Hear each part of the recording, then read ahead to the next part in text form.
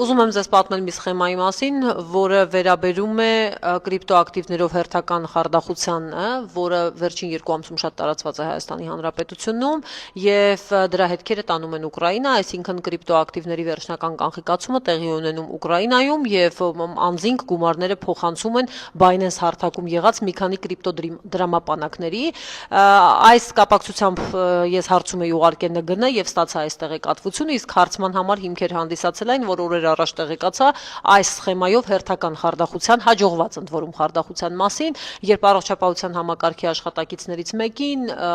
ներկայացուցիչներից մեկին զանգել էր, գրել էր ավելի ճիշտ WhatsApp կամ Viber հավելվածով տարբեր ձևերով են անում, մի ուրեմն իր կողմից իբր հարգված մարդ եւ նա ասել էր, որ տեղի է ունենում խարդախություն, ահաբեկչության դեմ ուրեմն ահաբեկչության ֆինանսավորման դեմ պայքարի ու փողերի լվացման դեմ պայքարի շրջանակներում պետք է այդ գումարները սառեցվեն ու որպեսզի ինքը իր գումարները փրկի սառեցումից անպայման պետք է դրանք կանխիկացնի եւ իրենք ասեն թե ինչ անել, իսկ կասի նա, ով իբր օգնել է իր հարազատ մարդուն, ԱԱԾ աշխատակից է եւ նա կասի ինչպես վարվել եւ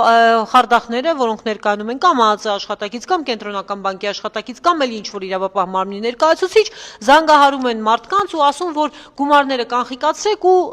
գնացեք օրինակ կրիպտո փոխանակման այսինչ կետը, ասեք, որ ինձ ասել է իմ հարազատ մարդը եւ այդ հարազատ մարդն է անպայման ասել, մի ասեք, որ ԱԱԾ-ն է ասել, մի ասեք, որ չգիտեմ, կենտրոնական բանկի աշխատակիցն է ասել, ասեք, որ ձեզ ասել են, որ փոխանցեք այսինչ դրամապանակին ու թող ձեր